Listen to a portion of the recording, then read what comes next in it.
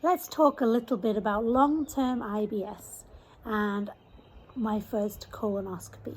As I've stated in a previous video, I've had IBS since I was about 10. I always had diarrhea and bowel issues from a young age, and I had a lot of investigations when I was a kid to get to this diagnosis. I had a small bowel biopsy via an endoscopy to rule out celiac condition. I had barium meals to see, how long it took to pass through the gut. Blood tests. I used to keep these charts of my stools. Anyways, I got diagnosed with IBS, and I've had it for over 30 years. I'm 43 this year. And you can live a good, productive, happy life with it, but it can be challenging. Not long ago, I had some blood in my stool, quite a significant amount of blood. I do have some mild hemorrhoids that started after my pregnancies, and also probably years of IBS with strong diarrhea probably doesn't help that situation. So I finally made an appointment for a gastroenterologist. But basically, she agreed it's IBS. We checked for celiac again. That was still the same. So my initial diagnosis as a child was actually spot on. But we decided to opt for colonoscopy. Now, I'll be honest, I had the prep yesterday. It's rough. I did have a lot of vomiting, a lot of diarrhea.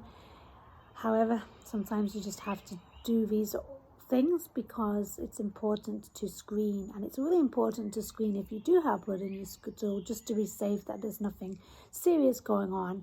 I wanted to rule out that there's no cancer, or there's no Crohn's, ulcerative colitis, or any other things. And I was kind of curious just to see the extent of the hemorrhoids. I had one polyp, and there's the blood here where it was removed. But other than that, the colon looked good. You can see the hemorrhoids here, and we can treat those medically. So why am I telling you all this? Get a good diagnosis if you have gut symptoms. Even if you feel like it's just IBS, there is a way to diagnose this, and it's a process of elimination. They check that there's nothing serious going on. They can run a blood test to rule out celiac condition. They'll take a detailed history, check that there's no inflammatory bowel conditions going on, and then you'll get your diagnosis of IBS. IBS is managed in a holistic way with diet and lifestyle. There are medications that can help too, and a good gastroenterologist or doctor can prescribe these for you if you need them. Focusing on regular nourishing meals, finding out your triggers, maybe trying a low FODMAP approach or the FODMAP gentle approach to help symptoms. Sometimes spicy foods can be a trigger.